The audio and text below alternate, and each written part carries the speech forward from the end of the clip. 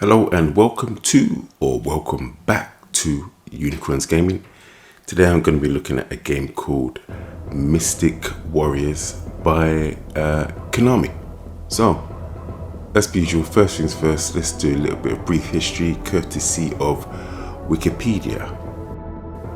So, let's see, right, it says Mystic Warriors, Wrath of the Ninjas, known in Japan as Mystic Warriors Ikari no Ninja, is a ninja-themed scrolling action game. Or actually, it's a ninja-themed side-scrolling action ninja game released as an arcade video game by Konami with a limited release in 1992, followed by a wide release in 1993. It was developed by the same team that produced Sunset Riders and has similar gameplay to its predecessor, along with hack and slash elements. It was the debut title for Konami's Mystic Warriors based hardware. It also says the game didn't receive a home port until it was released as part of Hamster Corporation's Arcade Archive series for the Nintendo Switch and PlayStation 4 on the 21st of December 2023.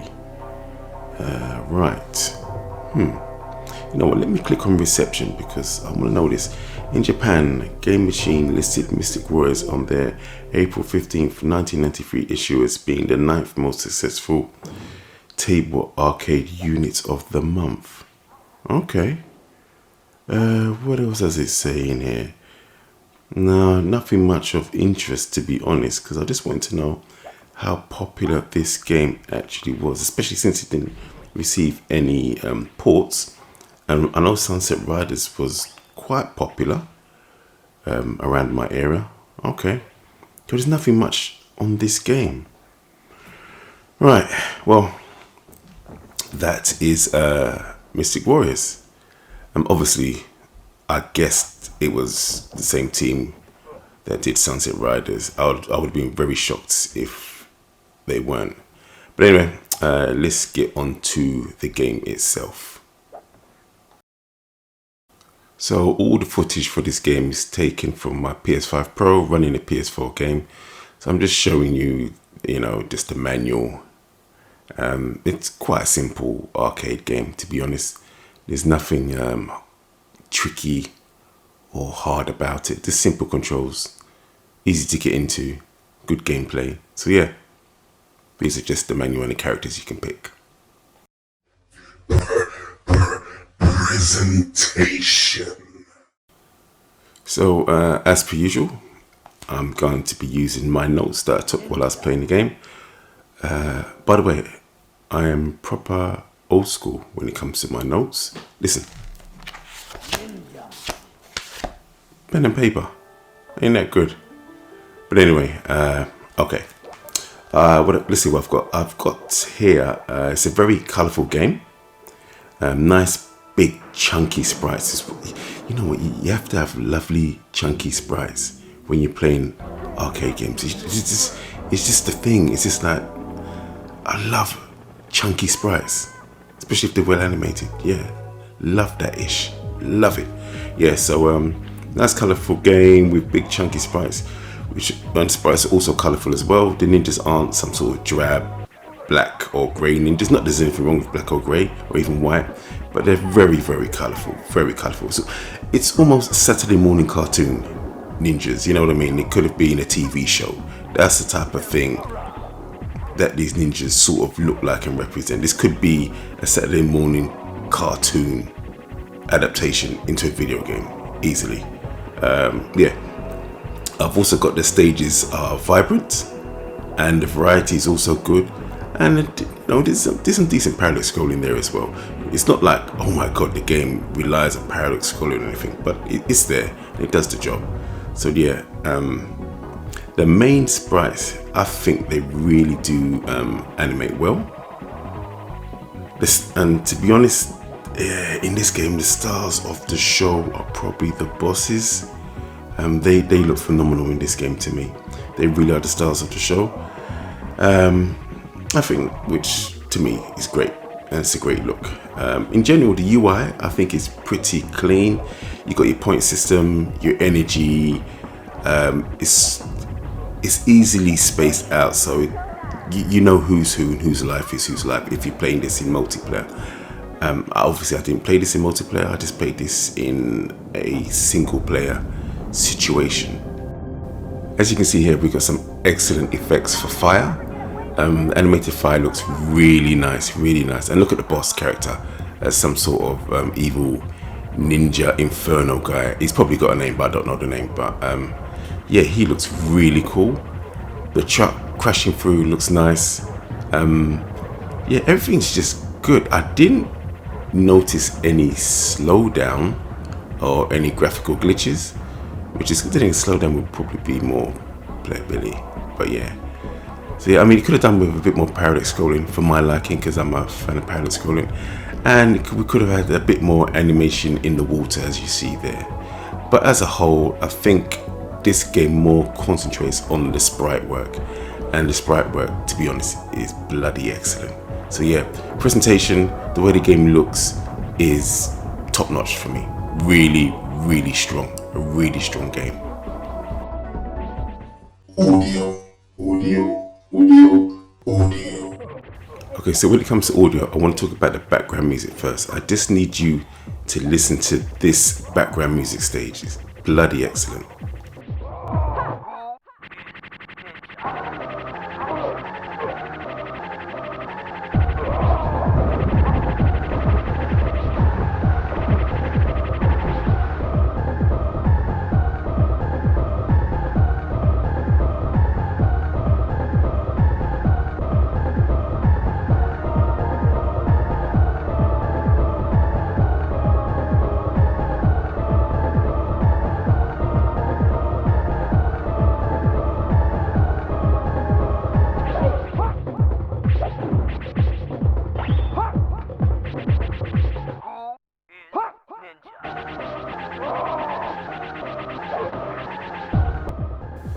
So yeah, going back to my notes. I mean, this stage music is rocking.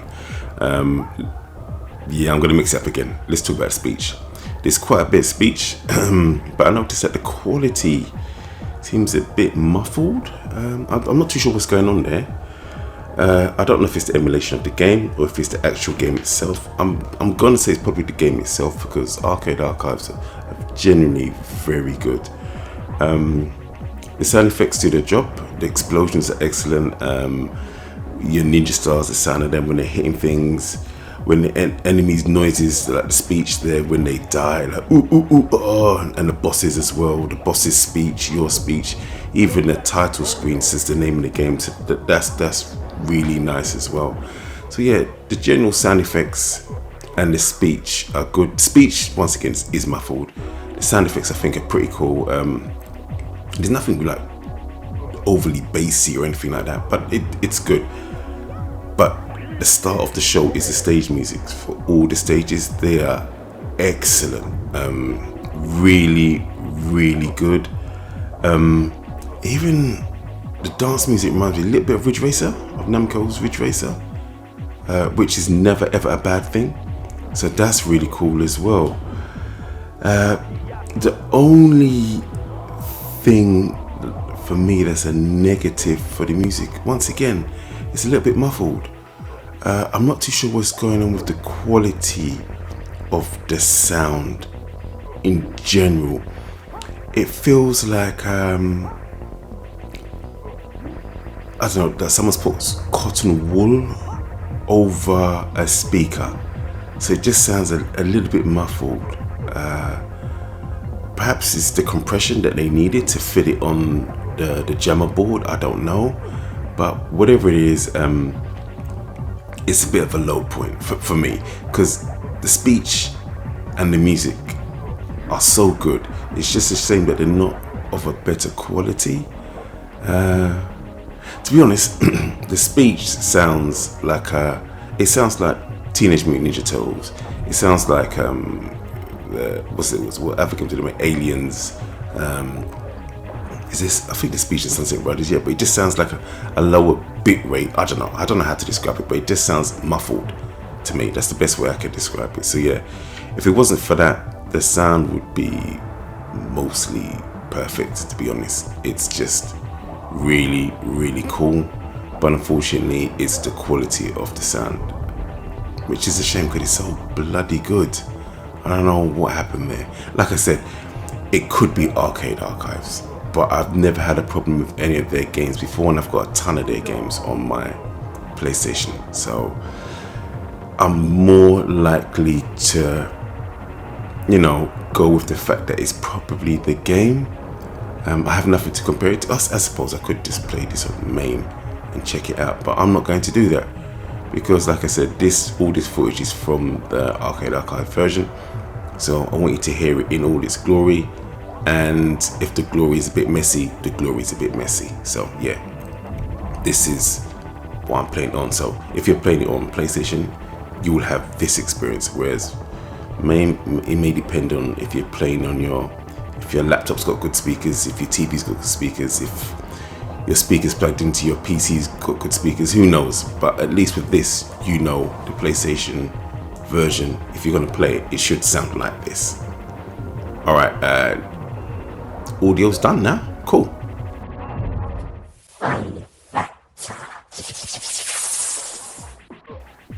So this is a 1 to 4 player game. So 2 player and upwards is co-op. All 4 ninjas, actually let me rephrase it, all 5 ninjas play slightly different. But even though there's 5 ninjas, it's only 4 player because one ninja always gets kidnapped. I don't know why they sit there and let the ninja get kidnapped, but anyway, it's a thing. Look at all those sprites on screen, there's no slowdown. Excellent, excellent. Lovely sprite work there. So I'm getting distracted. Once again, fire again looks good.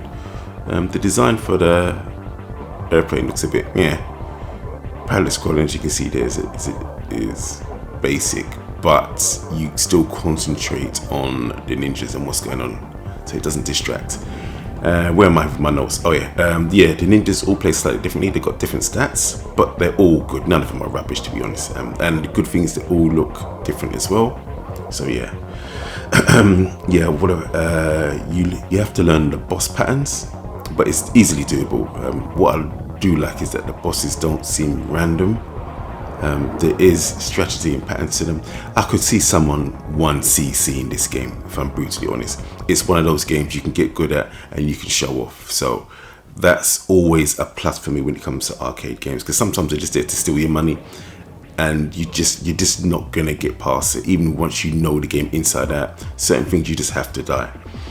The stages are sometimes a little bit too short before you reach a boss.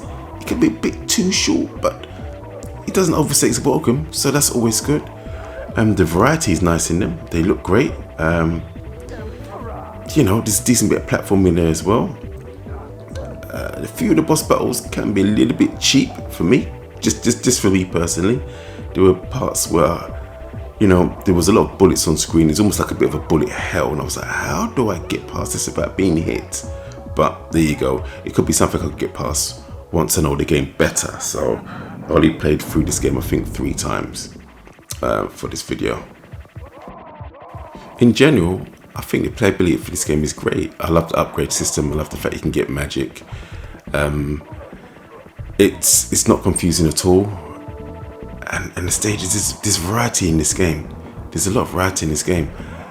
So yeah, I'm going to talk about what I think of the game in general as regards to its history and myself with it later on. But when it comes to the playability, this game is fantastic. There's quite a bit to do, and I love the power-up system as well. Any of the protagonists that you choose, they handle really well. They're responsive. I didn't feel like there's any delay or lag within the game. So yeah, the only thing that I would change would be the roll. You have to hit diagonal and jump. And sometimes I could get like an accidental jump, or I would crouch, because he has to be a diagonal left or diagonal right to make sure you hit jump, and therefore they'll do the roll. The roll is not invincible either. There is no invincibility frames in the roll. So yeah, but the roll is very fast. So that's also good. So yeah, but that's the only thing that I would personally change. I don't know what I'll change it to, because obviously you've got a down jump and an up jump as well to get to different stages. So I suppose they could just have a separate button for roll. So this could be a 3-button game rather than a 2-button game. So they could always do that. Yeah, that's what I personally would have done. I probably would have put a button for roll, but instead they've just got the jump button that they use. But like I said, you can get accidental jumps sometimes when you want to roll. So yeah, didn't happen too often, but when it did, it was generally on boss battles, because perhaps I didn't hit jump at the correct time. Yeah, it is what it is though, isn't it? While playing this game, it occurred to me that I would have really loved to play this game as a co-op or multiplayer experience rather than just a single player, just to see how hectic things can get. Because this is a really good single player game. I have no idea if it's good in 2-player, 3-player, 4-player. Perhaps it maxes out 3-player and 4-player is just too crowded. Who knows? Because the sprites are pretty big, to be honest, on screen. So if there's 4 of you, that's quite a lot of sprites running up and down.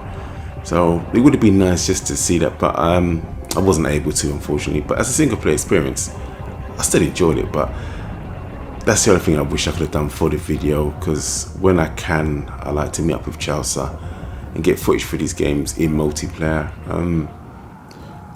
But this game, I didn't. That's mostly because, well, as you're going to hear in the next segment, the reason why I didn't.